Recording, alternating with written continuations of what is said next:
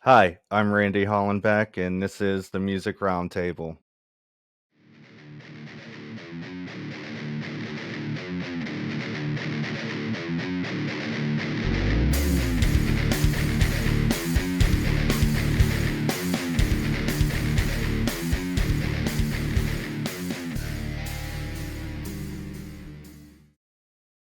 Today on the show, we have Aiden Shaw from Metalcore hard rock band Poet the Band. How you doing? Hey, good to be here. You're doing good, man. How about you?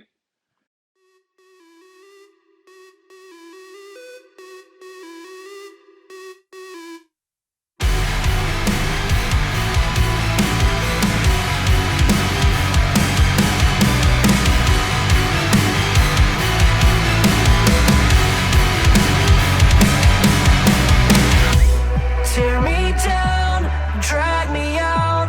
All my walls crumble down, and you never love me anyway. There's things that I never say. I gotta get away. Sometimes I just wanna disappear. Lately, up at midnight, dealing with the ghosts in the ceiling. Apparitions are a product of the pain. I just wanted to start out by digging into some of your history. What got you into music, and what age did you start singing? So I was in choir from the time I was 12 through about 16, 17 in high school and did things like all district and stuff, but I honestly was never a singer in a band actually before that. Or even up till about 2018 was when I actually first started singing. But I was what people call a screamer or like a harsh vocalist. I did that for years in bands.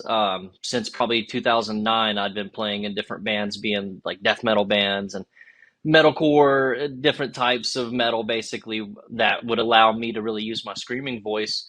I always felt like we always had another singer in the band, and I always felt like they were better than me, so there was no need for me to really try to hone that side of my skills at that point as much as I wanted to. Uh, and then basically, after going through a few different bands, and we were in a group called Arm the Witness, me and the current guitarist of Poet the band, Cody, and we had a singer and a screamer. So we had two front men. I was a screamer front man, but then we also had a separate guy. He didn't play another instrument. He just sang. Later on, he ended up having a baby and basically just wanted to do the dad life, wanted to get out of the band. And when he left, instead of finding another singer, I just really took the reins and started singing. And we kind of transitioned away from screaming entirely, went kind of all singing for a bit. And then now with Poet, we're just sort of back at that and trying to do a little bit of both. Some songs that are heavier, we got some songs that are lighter, and that's really ultimately what led me here and what got me into singing, and uh, why now I do both of those. Can you name a few of your musical influences as far as maybe like singers? Yeah, definitely. So I have a wide taste in music, and it's probably crazy to some people that I like a lot of pop artists, but I love Justin Bieber as a singer. I think he's a phenomenal singer and a songwriter. I really love, like, if I had to go back to some old bands, I'm a huge Doors fan. I love Jim Morrison, and a lot of people don't like his voice. I've always thought his voice was really good. I grew up on Nirvana, and Kurt Cobain definitely is a inspiration to me. Um, I would say, as far as like, I've always looked up to Ollie Sykes and Bring Me the Horizon, and Noah from Bad Omens. I think that they're one of my favorite bands right now, and I think he's such a huge inspiration, I would say, on my vocals. Same with Keaton Pierce, who unfortunately passed away from Too Close to Touch a little while back. He was such an inspiration to my vocals. Um, and there's so many others I could name off, but I would say that's some of the main ones that really take you through my wide range of genres that I listen to, and different types of singers. Now, you were all in different bands, like Arm the Witness, A War Within. How did you all come together to form Poet the Band? Facebook, actually. I tell people the power of marketing and networking and what Facebook and Instagram and TikTok can really do to meet new people. Uh, Cody had played with Spencer years back. They had played a show together in Cody's old band, Star City Meltdown, and um, uh, Spencer, like, I honestly can't remember the name of his band back then. It's 10, 12 years ago probably, but they had met each other through there and were friends on Facebook. And then I just knew Spencer because of our bands were a lot of times kind of neck and neck with on these different competitions, and we would always see each other quite a bit. So then I think I added him on Facebook at one point, and I had asked if he would want to feature on a track one day in Arm the Witness, and then we just kind of talked from there. It never ended up happening, but then when me and Cody decided to end Arm the Witness, we had talked to Spencer, and the rest is history, really. We just ended up getting together, and we found Kevin along the way after that and just solidified everything. And how did you come up with the name for the band? It's kind of funny, actually. Cody called me. We were trying to think of names. We had this whole running list of different names that we kind of liked and weren't sure about. And then he said to me one day, he said, "Well, I wish we could use something with the name Poets in it." And I don't know, just right then, I just thought, well, what about Poet? Because there was other bands named Poets, and I knew that was gonna be hard trademark wise and stuff for us to get that kind of name. So I was like, what about Poet? And then we ended up, obviously, that was a hard name to gain a trademark on. So we added the band to it, but I think also making it be Poet the band is also sort of the epitome of what we're about. I feel like there's not many bands anymore where every member's name and where every member has their own real role and importance. It's usually like the lead singer or something, and they kind of take the reins, which isn't a wrong way or a right way, really. But I just think for us, we pride ourselves on being a band, and we hope to each have our own little things, and that people really know all of our names. Like a Metallica or the Beatles or so. Most people can name all of those guys in those bands, but Maroon 5, most people could name Adam Levine and couldn't name the rest of them. And like I said, not that there's anything wrong with that, but I think that's what we pride ourselves on, is really trying to make the fact that we're a band a thing. We have camaraderie, and that's something you don't see a lot in groups these days. It's like I said, it's usually one person doing everything, and that's really why we came up with the name and kept it, and really what it's about. What city is your band based out of? So me and Cody both live in Johnson City, Tennessee. So we're about an hour from Asheville, North Carolina, and an hour from Knoxville. So we're in Northeast Tennessee. Then Spencer and Kevin actually live in Detroit, Michigan. So they're about 10 hours away from us. So that's sort of, that's why networking, like I said, is so important. And with technology these days and video calling and all the stuff we can do to write together remotely, we've just made it work. And we all have separate jobs that we work full time, but then we still manage to take the time off and find the time to travel to each other and make music videos, and hit the studio and stuff when we need. You guys just released Miss Misery, and in the chorus you sing, "I've been searching for so long, been stuck at the bottom. I'm giving it up to be the last one standing." Tell me about that lyric line. Yeah, so I wrote this song probably a year ago now, and I think when I wrote it, a lot of what I was going through, I had been in a relationship for 7 years that ended about 3 years ago now, so about 2 years at that point, and I think at that point I was just really, really feeling it. But I also, in that relationship, the person was great. It wasn't nothing they did intentionally, but I think in a lot of ways they held me back from being myself, and I was really catering to them, I think, a lot of times. And that's really what I guess, that to be the last one standing really is just showing that I made it out of that, and I'm here to just really do what makes me happy and not be stuck in a state of depression.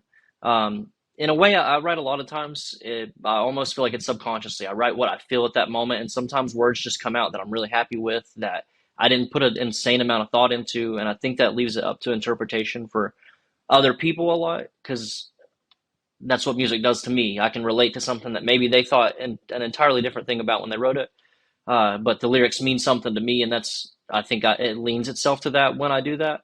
But then a lot of times, yeah, I have kind of a core feeling or something that I'm going through at that time that I'm really able to channel. And then I always like to I don't want to just be negative all the time. I want to take the negative and show that I'm turning it around to be a positive, because you don't see that a lot in music, and it's kind of corny to be, positive a lot of times. But I think, for us, that's real life, that you feel like crap one moment and then you feel good the next moment. And that's just, I think, comes through in our music a lot. Yeah, that kind of, I wrote down kind of a idea about what that song was about, like relationships. There's ups and downs, and then there's distractions along the way. But you shouldn't really like compromise. You should just be yourself and your true self. Yeah, and it's sort of like Miss Misery is sort of like a double entendre. It could be about a specific person, a relationship I went through, but at the same time, it's also about uh, misery, almost like treating misery as a person. That's, it's a state that you can be in. It's something that has power over you. I think kind of addressing it that way can, like I said, it leads it into two different meanings, really, so that it can be relatable in many different aspects, even if it's just a friendship or something else you're going through. It may not be, specifically a relationship that you were in for a long time. There's things that I never say. I gotta get away. Sometimes I just wanna disappear. Lately up at midnight, dealing with the ghosts in the ceiling. Apparitions are a product of the pain. I've been searching for so long, been stuck at the bottom. I'm giving it up to be the last one standing. Where the hell are you? Another world away, the games you played will miss the things mystery. Got me feeling fucked up like I'm ready to die. Making deals with the devil, taking back my life. Been a mess, a fucking wreck. Stitch me up just like the rest.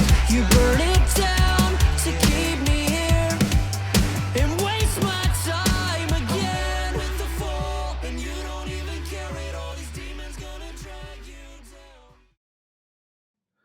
What do you guys got planned for the rest of the year? Quite a bit, honestly. So where we've spent a year of just planning stuff, um, we've tried to stick to this schedule where in all of our previous bands, I think the hardest thing in today is to have consistency in your content that you release, uh, especially where we're fully DIY. I mean, we produce our own music and then send it to someone else to mix and master. We actually produce our own music videos and everything that comes with that, doing pre-production, and that takes up a lot of our time. So we knew that in order for us to really get consistent and to have music videos for each of our tracks, we needed to take time to really get everything recorded first to get as many of the videos done before we announce. So right now we already have one other video that's fully completed that should be dropped in, I would say, March sometime, could be a little earlier than that. But we also have an acoustic version of Miss Misery that we've already recorded. It's being mastered now, and we're doing a video in New York City next week when we're there. So that'll come out sometime in February. We don't have like an exact date yet. It's sort of one of those things we're kind of trying to surprise people a little with. Then we're not putting as much pre-promotion into it as we did the full single, because it's sort of like an extension of that, and it's still continuing to promote Miss Misery itself while giving people a new track and a different style that they can really jam. So we've got that coming up. From there, we're in right now the battle for the big stage for Sonic Temple, and the voting starts on Sunday for that. So we're really trying to hit hopefully one of those festivals. We're going to keep trying. If we don't land this one, we're going to hit all the other DWP ones and try to win one of those battles and hopefully get us on one of these festivals. And that's where we definitely need a lot of fans help, especially people that use Twitch. Being able to go on there and vote whenever they're casting votes really helps us out. From there, like I said, we've got another full music video, brand new song coming out around March, and we should have about every month to month and a half, we'll have a new track and music video dropping, leading up to July 15th, which is unannounced right now, but we're actually, our CD release show will be that day at Capone's in Johnson City, Tennessee. And we'll be doing a tour kind of leading up to that we haven't announced yet, and we're still booking all the dates on. It'll be a week tour though, so just basically the 7th or 8th to the 15th. We'll drop our EP then, and then probably be dropping a couple more music videos over the next month or two after that. And at that point, we've already got about 20 other songs written that we've just got to really get in the studio, nail down, pick our favorite ones, and then we'll have the next EP already ready to be mixed and mastered, and hopefully have it entirely back and maybe a couple music videos done for it by the time we drop that EP. And just trying to really keep up with the content, trying to do everything that we can to be a online presence and be a physical presence, touring and having CDs, and that way everybody can get us everywhere they want, they can find. a physical piece of merch or a CD, and they can also find everything that we've got online and check our different platforms out. Where can we get a hold of you guys? Facebook, Instagram, Twitter? Yeah, I would say sometimes Twitter might be the easiest just because we don't have as many people that are liking and commenting on those. So then it's easier for us to see it sometimes. Where we do all have full-time jobs, there's times we're in there, there's times we're not, and we try to be as diligent about checking everything as possible. But really, I mean, anywhere we respond, we do our best to respond to everyone. So it doesn't matter if it's Instagram or Facebook or email tw Twitch. We have one of those. We have, Twitter. We've got a Discord as well. Our website, we have an email list, and anybody who signs up for that, they kind of get the scoop on content earlier than anyone else. Sometimes there may be even exclusive things that we put in there. Sort of just depends what's coming at our way at the time. So really anywhere, like I said, we really try to get onto everyone, but the quicker thing might be Twitter, just because it's a little smaller. That's all the questions I have. Thanks for coming on the show today. Is there anything else you'd like to add? No, I just really appreciate you having us on and just really stoked for the future and glad that people are receiving the song well.